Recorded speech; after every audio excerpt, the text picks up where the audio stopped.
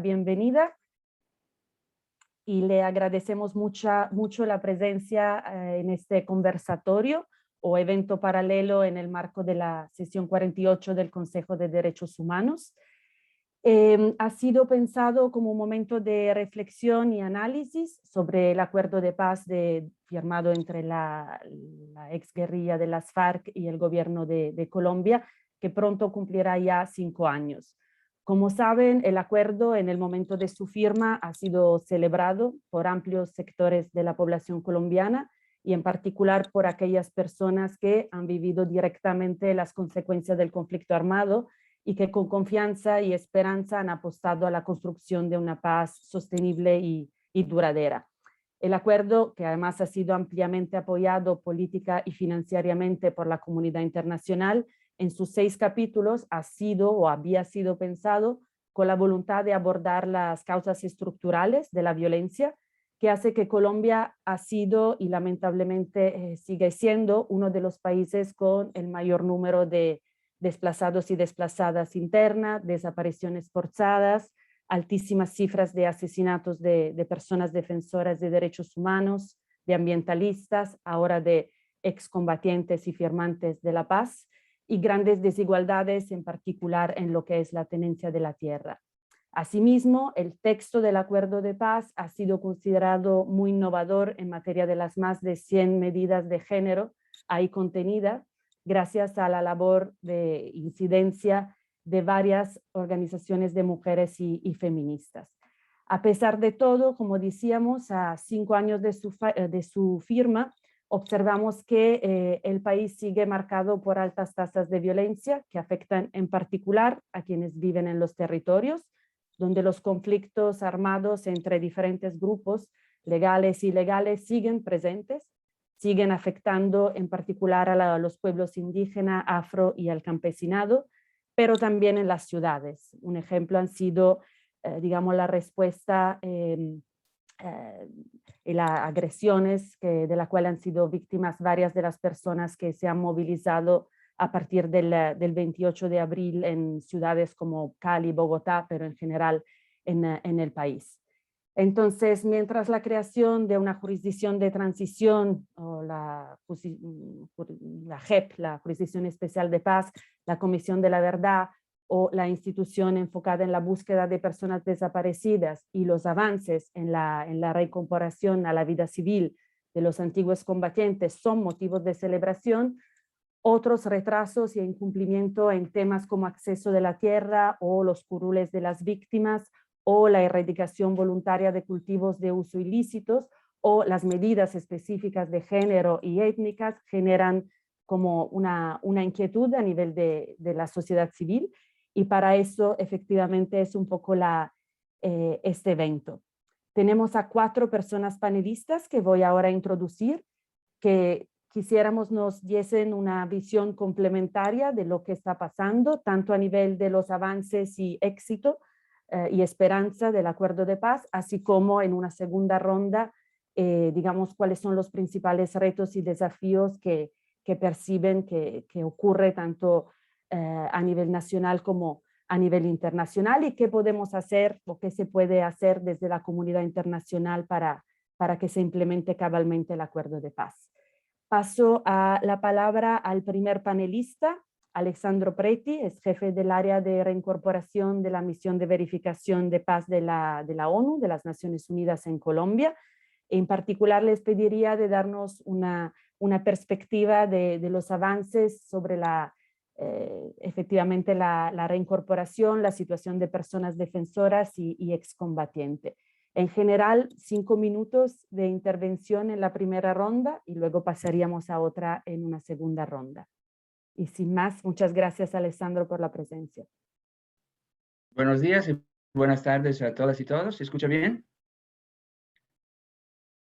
Muy bien, entonces un agradecimiento a la Brigada Internacional de Paz, gracias Francesca, y gracias a la Comisión Colombiana de Juristas, una excelente oportunidad para trabajar en este espacio de evento paralelo del Consejo de Derechos Humanos. En primer lugar, en mis 5 minutos, la primera parte más sobre los logros. Quiero aprovechar, yo creo que son muy importantes estos eventos recordando los 5 años de la firma del acuerdo, porque nos permiten destacar la importancia de este acuerdo de paz. Como saben, para Naciones Unidas sigue siendo el acuerdo de paz, sobre todo si implementado de manera integral, una esperanza para el mundo. Así se expresó el secretario general de Naciones Unidas en su visita a Colombia, una luz de esperanza para el mundo, porque es la demostración que a través del diálogo se pueden finalizar conflictos armados también muy complejos, como el que estaba en Colombia de más de 50 años. Por eso tiene respaldo unánime el acuerdo de paz del Consejo de Seguridad a través de sus resoluciones, por eso reportamos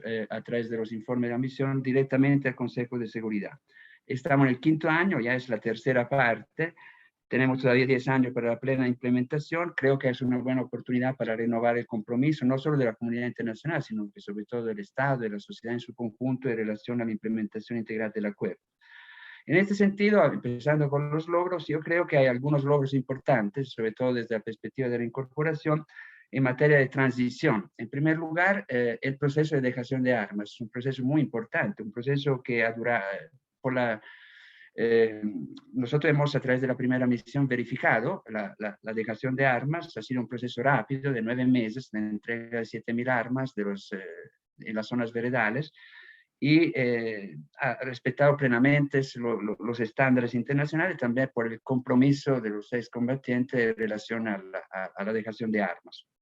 También en el marco de la transición es muy importante señalar la conformación del partido político, porque al final la esencia de cualquier acuerdo de paz, en muchos acuerdos de paz, se plantea dejar las armas y utilizar, como han dicho las mismas FARC en su época, usar la palabra como única forma de arma y la lucha democrática dentro del Congreso, como ha sido a través de la participación en las elecciones y también su participación con los curules en el Congreso.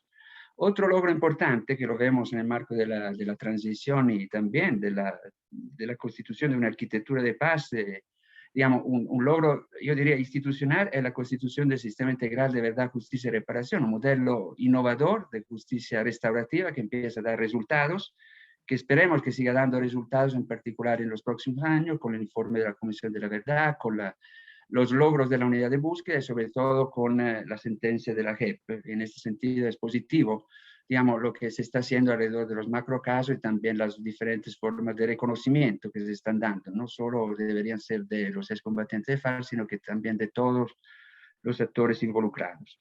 En materia específica de la incorporación, en mi último minuto, quiero decir que hay 13.000 personas, de las cuales mucho más, digamos, la gran mayoría, más del 90% de las 13.000 personas registradas y acreditadas siguen siendo comprometidas con el proceso de paz. Hay una serie de acciones y de beneficios que se han dado, como por ejemplo la extensión de la asignación mensual, que sigue siendo 90% del salario mínimo que todos reciben. Hay un avance en la aprobación de los proyectos productivos. En este momento hay 99 proyectos colectivos y 2.900 proyectos individuales, por un total de más de 5.000 personas, más o menos 53% de la población que de alguna forma es beneficiaria de proyectos colectivos. Hay 155 cooperativas que a veces de manera con autogestión y también con el apoyo de la comunidad internacional del Estado avanzan en su proceso de reincorporación colectiva.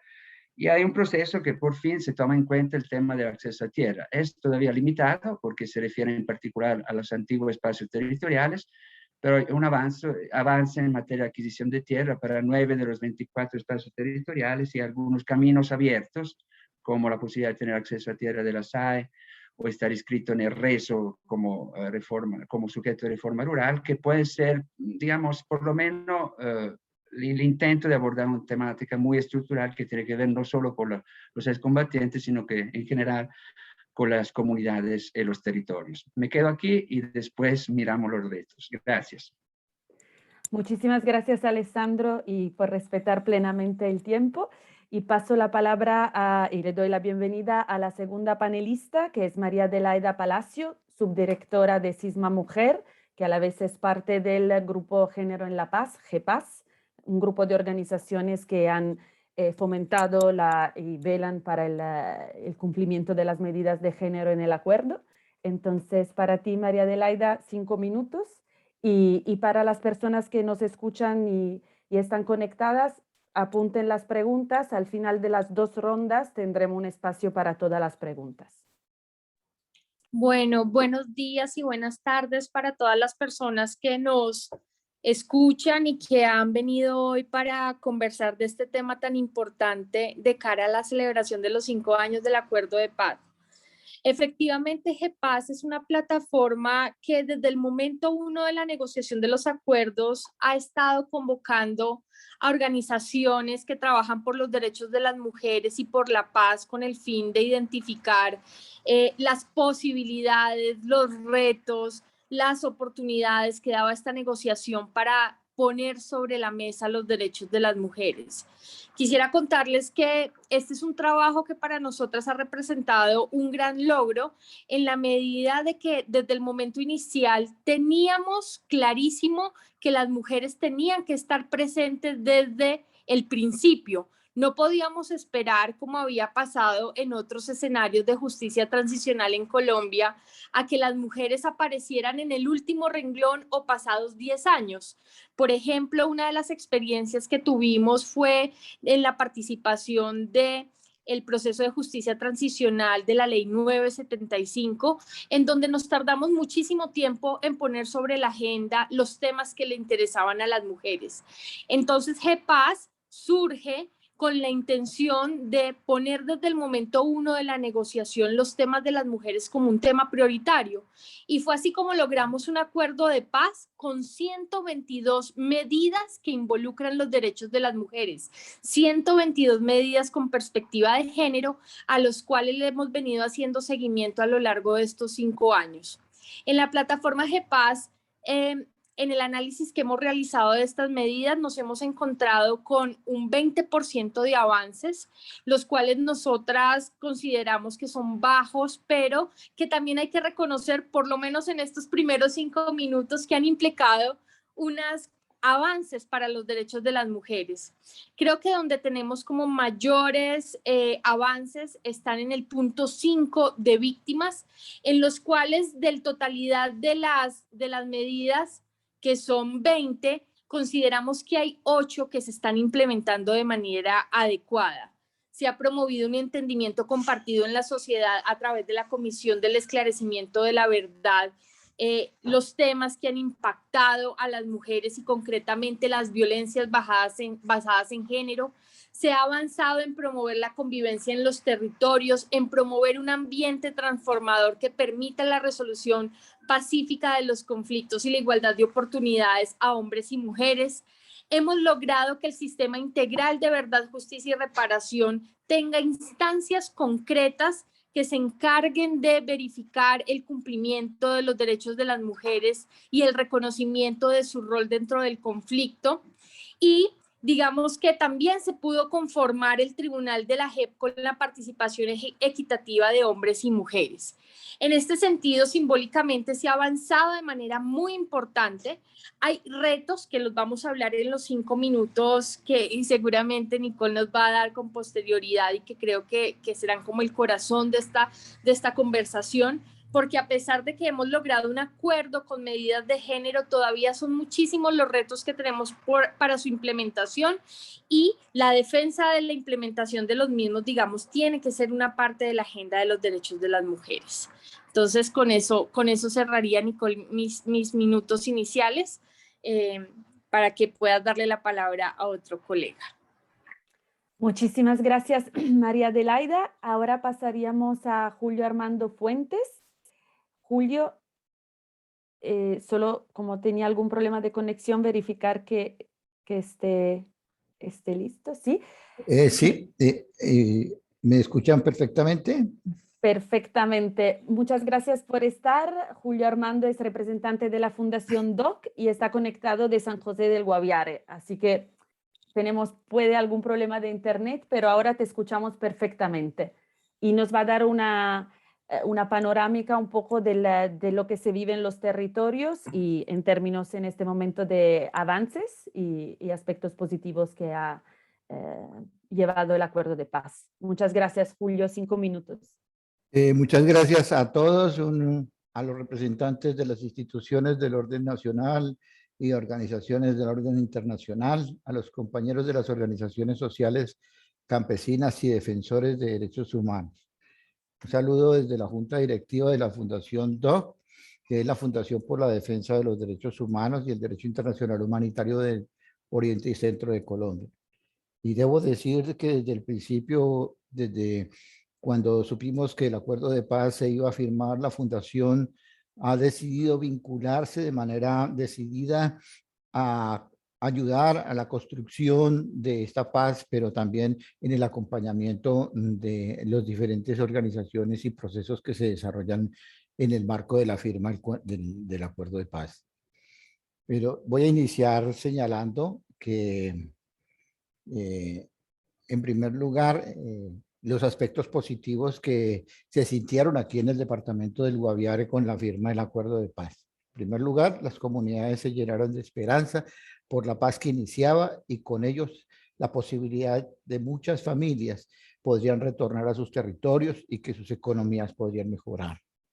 Un segundo aspecto fue que en San José del Guaviare, capital del departamento, ha mejorado su infraestructura, tiene más vías pavimentadas, se proyecta la pavimentación de algunas vías rurales como aspectos positivos. Y como tercer elemento, en San José del Guaviare se convirtió en un destino turístico deseado por turistas del orden nacional y del orden internacional, por su riqueza, por su cultura, por su biodiversidad. El Guaviare es un destino para ese turismo pasivo donde podemos ver mucha riqueza de nuestra naturaleza. Ahora tengo que pasar a ver las barreras en la implementación del acuerdo de paz. La política del acuerdo de paz con legalidad cambia los principios, los postulados y el espíritu del acuerdo final de paz e impide su implementación integral. Los intentos por desarticular las instituciones creadas como la JEP, desacreditar la Comisión de la Verdad, desarrollar de manera perversa programas como el PENISO, los PEDET, desconociendo los grupos motor elegidos por las comunidades y a las comunidades mismas, han generado desconfianza, convirtiéndose en los principales obstáculos para la construcción de la paz en el departamento del Guaviare. También hay que decir que el plebiscito de octubre de 2016 expresó el anhelo de paz de los guaviarenses, pero en el departamento del Guaviare sentimos que la paz pasó como un acontecimiento lejano. Se generó muchas expectativas en la población porque por fin se podría vivir sin la persecución del ejército y la policía del gobierno. Por fin se formalizaría la propiedad de la tierra, se cambiaría la economía, se dejaría de producir cultivos de uso ilícito y pasaría a sembrar productos para el consumo de las familias sin hacer daño a nadie. Pero eso no fue así. Por lo contrario, en la actualidad el gobierno implementó el Plan Artemisa con el pretexto de combatir la deforestación y el narcotráfico. El desarrollo de las operaciones militares en el Plan Artemisa se persigue a los campesinos colonos de las pobladores rurales. Caso de la detención y destierro de 6 campesinos por parte del Ejército Nacional en el municipio de Calamargo en pasado mes, o la destrucción reciente con minas explosivas de 4 casas en límites con el departamento del Caquetá. Se le captura y se le judicializa con falsas imputaciones a los campesinos de allí y pues tienen que desterrarse. Esto ocurrió la semana pasada. Estos procesos judiciales son costosos, por lo cual los judicializados terminan quedándose en las cárceles sin esperanza de ver crecer a sus hijos, de sacar adelante a sus familias, es decir, víctimas de la política gubernamental. En desarrollo del punto 1 del acuerdo de paz, se convocó preasambleas en los territorios para elegir sus representantes y con ellos conformar los grupos motor que con el gobierno constituirían la propuesta para el desarrollo regional PEDED, que para el caso nuestro es el PEDED Macarena Guaviare, pero la respuesta del gobierno fue la creación de las zonas futuro mediante el decreto ley 2278-2019 en los territorios PEDED. En el Guaviare es la zona futuro se llama del Parque Chiribiquete y Parques Aledaños, dando prioridad en su implementación con lo cual todos los programas del gobierno departamental y nacional deben tener la participación directa de las fuerzas militares y de policía, dejando en un segundo plano el desarrollo regional acordado con la firma del Acuerdo Final de Paz. En el Guaviare se inició un plan piloto del programa para la sustitución de los cultivos de uso ilícito PENIS en 2017. Los campesinos se vincularon masivamente, pero pasados algunos 3 o 4 meses comenzó la desesperanza. Los campesinos empezaron a sentir que los engañaban. De nuevo comenzaron los incumplimientos de parte del gobierno, pues los pagos no llegaban a tiempo, retiraban los beneficiarios del programa y alargaron el programa sin ninguna explicación que era para estos 2 años. 5 años después de la firma del acuerdo de paz, de los acuerdos individuales, perdón, su implementación apenas llega a cerca del 50%. Han pasado 5 años que nos vinculamos al proceso de implementación integral del acuerdo final. 5 años de incumplimientos a lo firmado por parte del gobierno. Sentimos que los programas han sido un fracaso debido a la forma que el gobierno los desarrolla, porque muchos de los cultivadores tuvieron que volver a sembrar los malditos cultivos para poder sobrevivir y sostener a sus familias. Quiero finalizar diciendo que quiero señalar que las nuevas comunidades de firmantes de paz se les persigue, como en el caso de la señora de 73 años, madre del firmante de paz, Pedro Fonseca. Les hacen montajes judiciales y con esto son encarcelados, como en el caso del firmante de paz, Milton Javier Moreno. Se les señala de incumplimientos a lo firmado, se les disminuye la cantidad de la remesa que les corresponde. Los programas dirigidos a los firmantes del acuerdo de paz no llegan de acuerdo con lo firmado y lo acordado por el gobierno nacional. Yo quiero dejar con estos mensajes, terminar mis 5 minutos iniciales. Les agradezco mucho. Muchísimas gracias, Julio Armando. Y ya en la segunda ronda podemos profundizar algunas de las cosas que mencionaste. Les había anticipado que había 4 panelistas. Desafortunadamente, el cuarto, que es Gustavo Gayón, director de la Comisión Colombiana de Juristas e integrante de la Comisión Nacional de Garantías, está teniendo algún problema técnico para conectarse. Entonces, empezaríamos la segunda ronda con Alessandro, y en cuanto Gustavo logre conectarse, ya le daremos sus 2 rondas seguidas. Alessandro, otros 5 minutos, esta vez más enfocados en los retos y desafíos para la implementación del acuerdo. Sí, primero pido disculpas sobre todo a los intérpretes porque antes hablé muy rápido, entonces ahora trato de hablar un poco más despacio y también tal vez decir menos cosas, pero un poco me concentro en lo sustantivo. En relación a los retos, nosotros en nuestros informes, a pesar de que nuestro mandato, digamos, se refiere solo al punto 3.2, 3.4 y ahora la verificación de las sanciones, intentamos dar una visión un poco integral de la implementación. En materia de reincorporación, creo que el reto principal tiene que ver con la seguridad de los excombatientes, pero también de las comunidades. Nosotros hemos registrado 286 asesinatos de excombatientes desde la firma del acuerdo. Son mucho más los asesinatos de líderes sociales y lideresas y defensores de derechos humanos, 3 o 4 veces más. El registro tiene más ONU Derechos Humanos y también muchas ONGs, como la Comisión Colombiana de Juristas y ustedes mismos. Uno podría pensar que mirando en general, efectivamente a través del acuerdo se han salvado vidas, algunos indicadores de seguridad han mejorado, como los homicidios, los secuestros, pero en las regiones la situación de violencia sigue.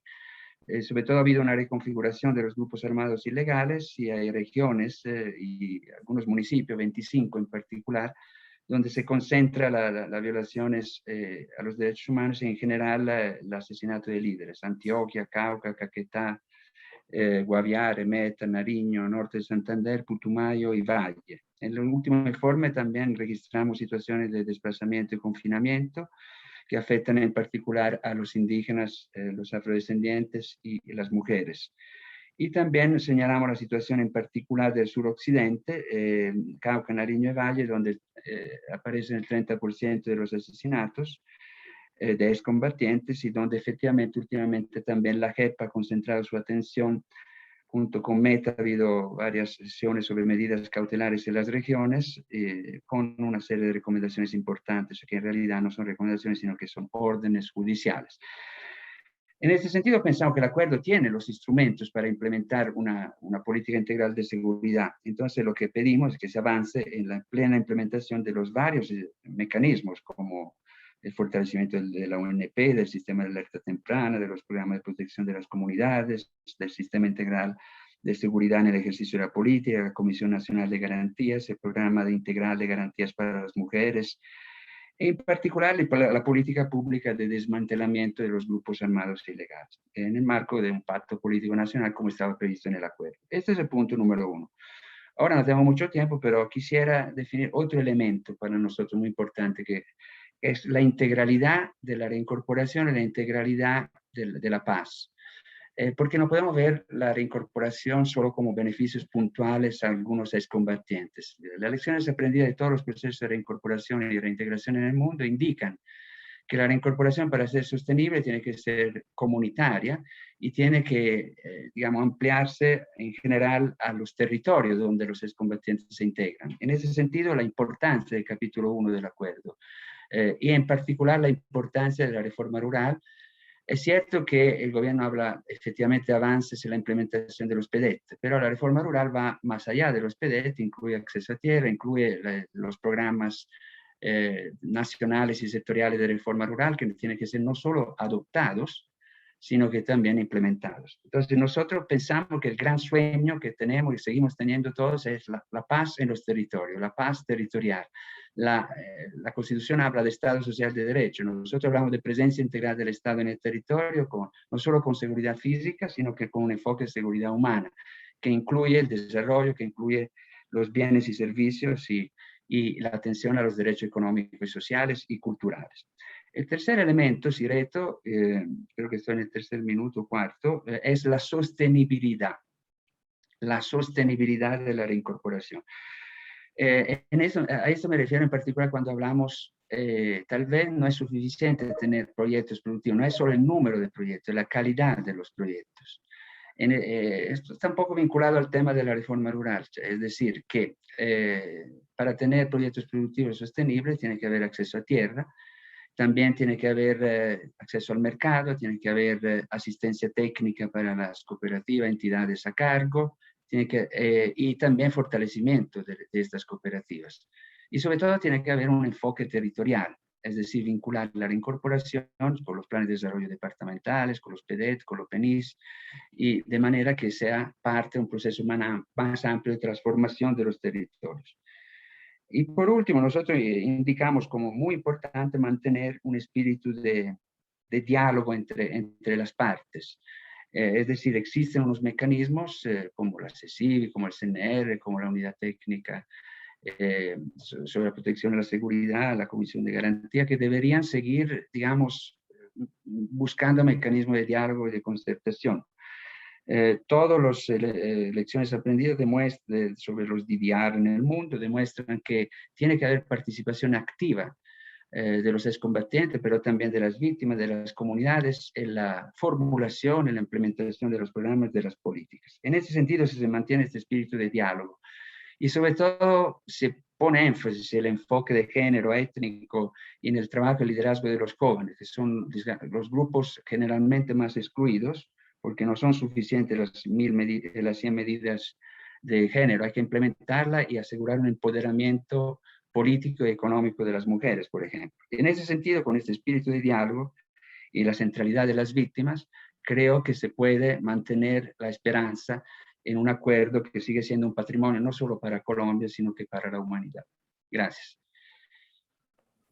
Muchísimas gracias, Alessandro. Mientras doy la bienvenida a Gustavo Gayón, que acaba de conectarse.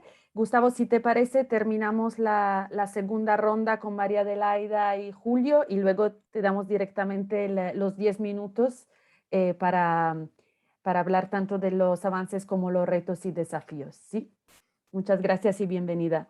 Y entonces paso la palabra para la segunda ronda a María Adelaida. Ya se han adelantado que digamos, las medidas de género no se están implementando muy rápidamente y sería muy importante que se avanzara. Si nos puedes especificar más en ese tema.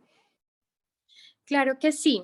Bueno, como les dije en la parte inicial, el acuerdo y las medidas de género fueron emblemáticas. Y en ese sentido, el espíritu del acuerdo intentaba involucrar a las mujeres desde el momento inicial.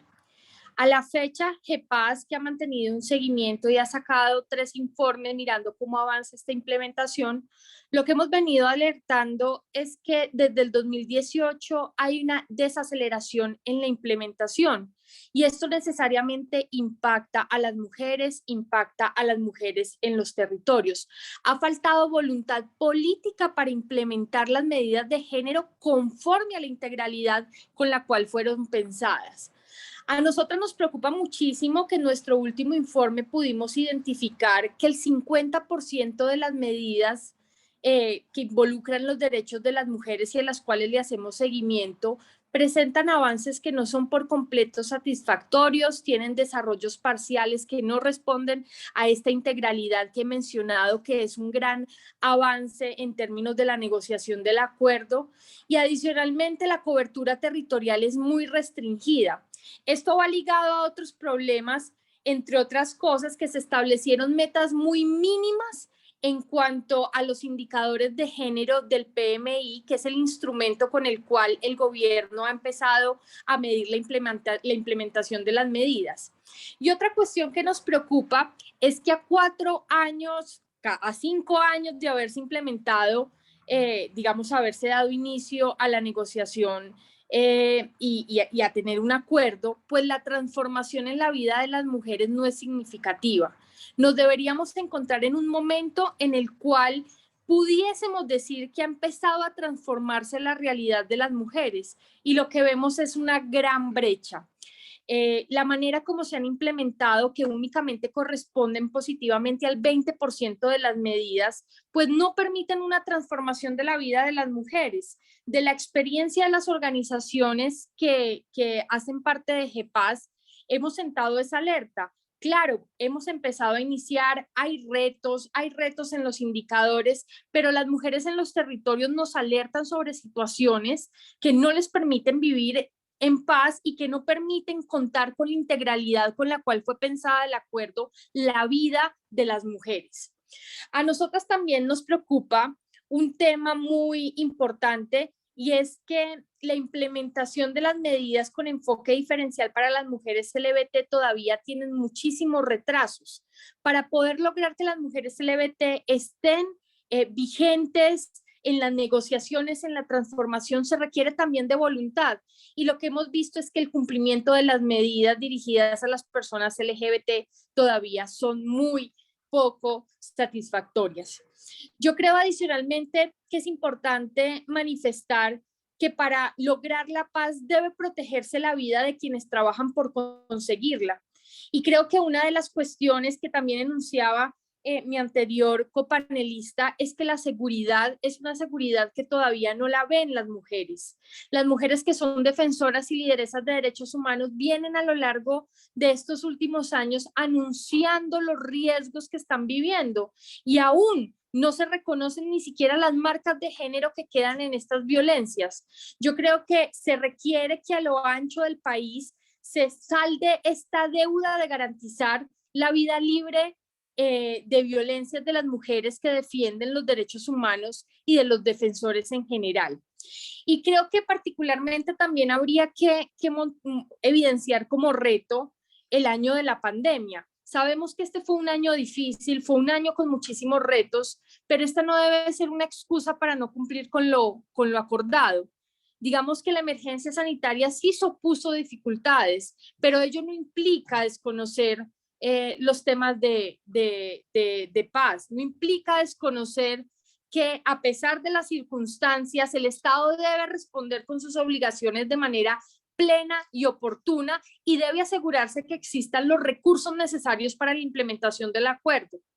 Y finalmente quisiera poner sobre la mesa la importancia que requiere tener un compromiso con las mujeres. Las mujeres fuimos una población muy afectada, con riesgos diferenciales en el conflicto armado, y sin duda pensar en la paz requiere involucrarlas plenamente. Las medidas de género que quedaron en el acuerdo son un buen rutero para empezar a involucrar a las mujeres en esta construcción. Sin embargo, hoy tenemos que sentar muchísimas alertas porque sin duda vamos con un retraso contundente en la aplicación de las medidas que quedaron en el acuerdo, y solo con voluntad de involucrar a las mujeres, de tener recursos, de establecer indicadores claros que sean adecuados y efectivos, es que podremos empezar a transformar esta realidad que estructuralmente afecta a las mujeres y las niñas. Muchísimas gracias, María Adelaida. Paso ahora la palabra otra vez a Julio. Si en 5 minutos ya empezaste efectivamente a hablarnos de los múltiples desafíos y mencionaste todo el tema de la operación o del plan Artemisa y de la zona futuro. Quizás si quieres explicarnos brevemente, Julio, cómo esto afecta a las comunidades y también afecta a la implementación del acuerdo de paz, así como lo habían pensado ustedes y en lo cual, como decían, pues tenía esperanza las comunidades. Sí, señora, pues efectivamente, digamos, las comunidades y los procesos sociales aquí en la región se sienten muy afectados por las políticas que viene desarrollando el gobierno nacional, que uno consideraría que son contrarias o que son contestatarias a los compromisos que el Estado colombiano firmó en el acuerdo de paz. Es decir, reconvertir los territorios PEDET, cambiarles su principio y su filosofía, como es convertirlos en zonas futuro, genera muchísima inestabilidad dentro del movimiento social, le deja muchísimos interrogantes a las comunidades y a los liderazgos para ver de qué manera se iba a implementar ese acuerdo de paz que, como lo señalaba en la primera intervención, se convirtió en la esperanza en estos territorios para poder lograr vivir tranquilamente y reconvertir sus economías, es decir, salir de esa economía ilícita para lograr economías lícitas. Pero eso no ha sido efectivamente lo que encontramos, sino que encontramos es una política en la que la zona futuro desarrolla todos sus planes, toda la economía con el presupuesto departamental, pero exige la presencia de las fuerzas militares en estas actividades. Es decir, si vamos a hacer una brigada de salud, tienen que hacerla las fuerzas militares. Si vamos a hacer impactar los territorios con, por decir algo, la pavimentación de una placa huella, debe tener la participación de las fuerzas militares. Es decir, el movimiento social nos vemos excluidos, nos estamos hechos a un lado de toda esta situación. De otra parte, se genera muchísima inseguridad dentro de los líderes sociales. No hay confianza para poder salir. Uno no sabe de dónde, empieza a preguntarse cuando sale uno de su casa, no sabe de dónde le puede llegar el atentado, la amenaza. Es decir, la paz aquí al departamento del Guaviare para el movimiento social no ha llegado. Por el contrario, ve uno todos los días que hay asesinatos de líderes sociales, de defensores de derechos humanos. Y eso se suma a que aquí en el Guaviare también ha hecho un aporte importante a esa cifra de asesinatos de firmantes de paz que hoy rodea el número de 287 desde la firma de paz. Eso es bastante complicado, bastante grave, porque genera desarticulación en el tejido social, genera inestabilidad en los territorios. Estas son situaciones que definitivamente uno quisiera no vivir, pero que nos ha tocado vivir en este departamento. No hay otra alternativa. Por otro lado, el tema del plan Artemisa. El plan Artemisa es un plan que el gobierno implementó con el propósito de manejar, de controlar, de parar la deforestación si se quisiera, pero aquí lo que no están atacando a los grandes deforestadores, que son los que se vinieron a tomar las tierras que cuando salió las FARC de esos territorios a los puntos de preencuentro y a las zonas veredales quedaron allá baldías, sino que llegaron grandes grupos de terratenientes, se tomaron todas esas tierras y empezaron a hacer fincas, pero capturan es al campesino que han contratado para hacer la tala, para hacer la deforestación, pero él está haciendo pago por otro, un X que no conocemos y que todavía el gobierno se empeña es en perseguir a ese campesino, pero no en perseguir al gran deforestador, al que contrata las tierras, el que contrata pues a este campesino.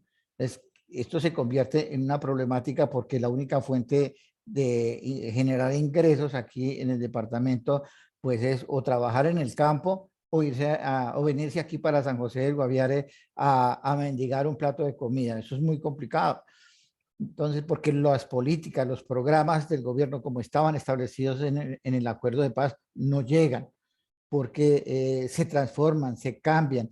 Entonces, eso hace que haya muchísimas dificultades dentro de la comunidad y efectivamente nosotros, los liderazgos aquí, vivimos en un clima de zozobra permanente.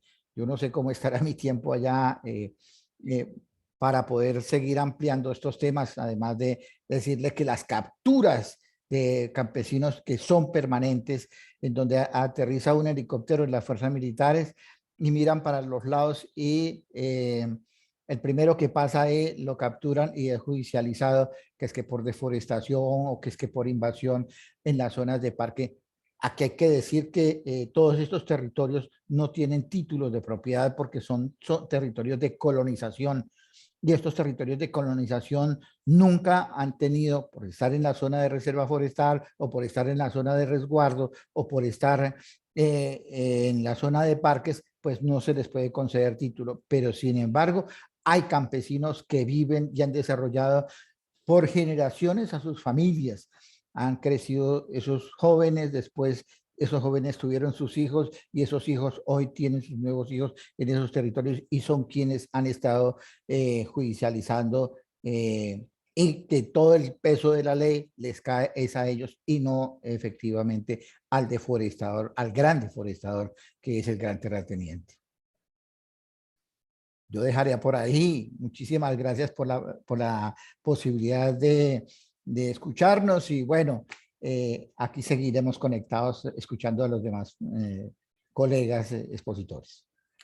Muchísimas gracias, Julio. Y sí, una pena no tener más tiempo. Creo que ha quedado claro que en los territorios realmente la situación no está mejorando y desde luego el punto 1, ¿no? El de reforma rural no está avanzando así como debería y más siendo uno de las causas estructurales de los conflictos, ¿no? y de la violencia en Colombia. Muchísimas gracias y paso ahora la palabra a Gustavo Gayón, director de la Comisión Colombiana de Juristas, uno de los delegados de la sociedad civil en la Comisión Nacional de Garantía de Seguridad. Y la idea era que nos dieras una visión o tu reflexión y análisis, por un lado, sobre el sistema integral de verdad, justicia, reparación y garantías de no repetición, y también si nos puedes compartir brevemente tu perspectiva alrededor de la reciente propuesta de amnistía del expresidente Álvaro Uribe Vélez y los debates alrededor de esto y cómo eso impactaría en la implementación del acuerdo de paz, en particular en materia de justicia. Gracias, Francesca. Un saludo muy cordial, lo mismo que a María Adelaida, a Alessandro, a Julio, a Jens. Y excusas por la demora en entrar. Tuve el error de hacerlo en un computador que hace rato no activaba y entonces pues tuve dificultades. El sistema integral de verdad, justicia, reparación y garantía de no repetición previsto en el acuerdo es algo muy valioso. Realmente es un aporte muy importante por lo pronto a Colombia, pero también al mundo entero en materia de justicia en un proceso de paz, acerca del equilibrio entre justicia y paz. ¿Por qué?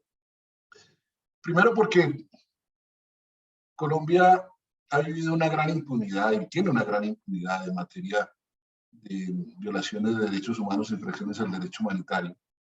Y el acuerdo se propone superar esa impunidad. Para el efecto, se diseñó primero, se diseñaron una pluralidad de instituciones, un tribunal, una comisión de la verdad, como se ha hecho en otros procesos, pero no solamente la comisión de la verdad, sino un tribunal que imparta justicia, una comisión de la verdad y una unidad de búsqueda de personas desaparecidas. Y además el compromiso de adoptar un plan nacional de derechos humanos, compromiso que no se ha cumplido, pero que está de todas formas expresado en el acuerdo. El tribunal está integrado por jueces, a diferencia de otros procesos en Colombia y a diferencia de otros procesos en el mundo, jueces que tienen por objeto juzgar las violaciones que se han cometido y las infracciones al derecho humanitario, crímenes de lesa humanidad, crímenes de guerra, violaciones de derechos humanos, genocidio. Y al respecto prevé 3 modalidades de sanción. Una sanción es de restauración, de reparación, para las personas que cooperen plenamente con el sistema, que ofrezcan verdad, que ofrezcan reparación, hasta 8 años de trabajos de reparación que están previstos en la ley, para contribuir con la construcción de la sociedad colombiana en una nueva visión, una visión de paz. Un segundo grupo de sanciones hasta de 8 años de prisión para quienes no colaboren al principio con el sistema, pero que terminen ofreciendo su colaboración al mismo. Y sanciones hasta de 20 años de prisión para quienes no colaboren con el sistema y sean juzgados en un proceso contradictorio y sean encontrados y declarados culpables. O sea, son esas tres modalidades. Algunos han criticado la primera porque dicen que es demasiado blanda, que son unas sanciones que no castigan. Yo me permito disentir de eso. Efectivamente, el castigo es fuerte. 8 años de trabajos de reparación no es cualquier cosa, unido a la voluntad de solucionar los problemas y de contribuir a construir una sociedad en paz. Eso es mucho más importante que tener a una persona encerrada en una cárcel por años, sin contribuir efectivamente al desarrollo de la sociedad colombiana. Y es, en todo caso, mucho mejor que lo que tenemos actualmente, que es una situación de impunidad, y de impunidad grande. La Comisión de la Verdad debe producir su informe. Esperemos que se le amplíe el plazo, porque por la pandemia no ha podido realizar plenamente sus actividades. Se ha pedido que se le amplíe el plazo hasta mediados del año entrante para presentar el informe. Si no se le amplía por parte de la Corte Constitucional, pues tendría que presentar el informe a finales de noviembre de este año. Esperemos que sea un informe muy, muy importante. La Unidad de Búsqueda de Personas Desaparecidas ha estado realizando su trabajo, ha diseñado un plan de búsqueda y ha rescatado algunos cuerpos, 61 cuerpos, y ha encontrado a 3 personas con vida. Y la JEP tiene 12.000, casi 13.000 personas, 12.969 personas sometidas. Esperemos que vaya más. Entre esos hay 9.806 miembros de las FARC, 3.009 de la Fuerza Pública, 142 agentes del Estado que no eran miembros de la Fuerza Pública y 12 particulares. Estos particulares y estos agentes agentes estatales que no eran miembros de la Fuerza Pública deberían incrementarse el número, porque son muchos los que están comprometidos con esto. Allí hubo, lamentablemente se les excluyó. Inicialmente en el acuerdo estaba previsto que también ellos comparecieran, pero la Corte, en una decisión criticable, creo yo, con todo el aprecio que merece la Corte Constitucional, creo que incurrió en una equivocación al decir que la JEP no era juez natural de las personas que no fueran guerrilleros o que no fueran miembros de la fuerza pública. Eso es un concepto pues, arbitrario, porque el hecho de que, o la característica de ser violador de derechos humanos o infractor del derecho humanitario no la da el hecho de que la persona tenga un uniforme o no tenga un uniforme. Hay muchas personas que han sido directores de la guerra, siendo particulares y que deben responder por eso. Pero bueno, de todas formas, esperemos que una combinación adecuada del trabajo de la justicia ordinaria y de la justicia de la Jurisdicción Especial de Paz contribuya a enjuiciar a personas que son responsables de graves crímenes cometidos durante el conflicto armado. El acuerdo entonces en materia del Sistema Integral de Verdad, Justicia y Reparación tiene una oferta muy importante, tiene problemas, dejó por fuera el juzgamiento de presidentes, no es clara la relación o las normas en relación con la responsabilidad de los comandantes, pero son temas que se pueden ir solucionando con el tiempo. Lo importante es que la jurisdicción vaya dando resultados y creo que lo está dando con los 7 macrocasos que ha abierto y esperemos que abra más macrocasos que han implicado que la JEP en particular se preocupe por la situación de numerosas víctimas, muchísimas víctimas, que de lo contrario en la justicia ordinaria colombiana no han tenido satisfacción. Me pregunta Francisco también por la Comisión Nacional de Garantías de Seguridad, y creo que me quedan muy pocos minutos. Yo diría simplemente que la Comisión Nacional de Garantías de Seguridad también fue una creación muy importante del acuerdo, pero que el gobierno la está desperdiciando. La está desperdiciando por su antipatía hacia el proceso de paz, por su antipatía también al hecho de que haya miembros de sociedad civil relacionados con el tema de seguridad de la Comisión Nacional de Garantías de Seguridad. Y eso no le gusta. Pero ese es un desperdicio de una herramienta muy importante para desmantelar las organizaciones paramilitares y las organizaciones criminales que persisten en el país y que asesinan a defensoras y defensores de derechos humanos, líderes y lideresas sociales y activistas de paz. Es una lástima que no esté cumpliendo ese objetivo, no lo está cumpliendo. Esa comisión debería reunirse una vez cada mes, se ha reunido 6 veces en este gobierno, pero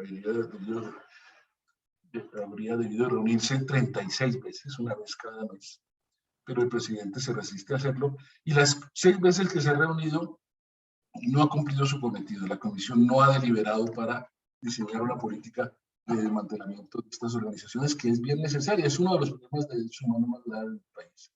Y es una lástima que el gobierno esté desperdiciando este mecanismo, esta institución creada por el acuerdo de paz, por esa antipatía que tiene en relación con el acuerdo de paz.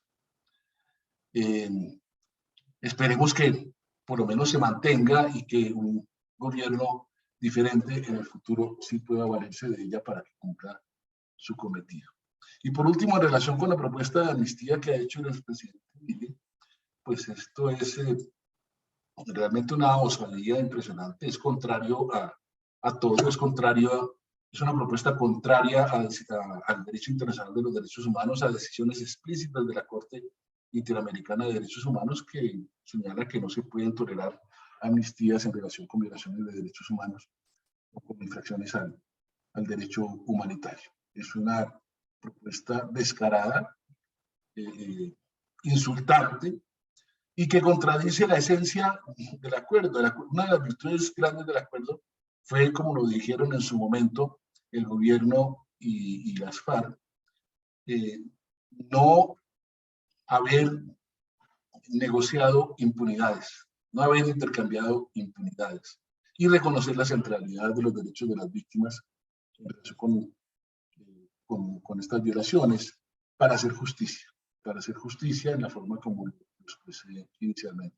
De la forma que esa propuesta de amnistía generalizada hecha por por Álvaro Uribe Vélez es realmente contraria a los derechos de las víctimas y es algo que debe ser rechazado totalmente, sin vacilaciones. Yo dejaría ahí, porque se agotó el tiempo. Muchas gracias y nuevamente excusas por haber llegado tarde a la reunión. Muchísimas gracias, Gustavo, y muchísimas gracias por tu intervención. Efectivamente, hemos básicamente terminado el tiempo. Sin embargo, si hay una o dos preguntas muy rápidas que algunas de las personas que están conectadas quieren dirigir a las personas panelistas ahora mismo o si la quieren poner en el chat.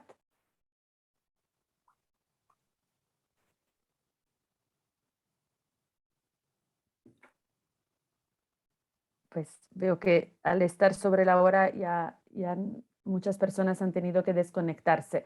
Bueno, si no hay más, yo entonces agradecer a las 4 personas, agradecer a todos los que han y las que se han conectado para asistir y por supuesto agradecer una vez más a Kat, nuestra intérprete, por la gran labor hecha.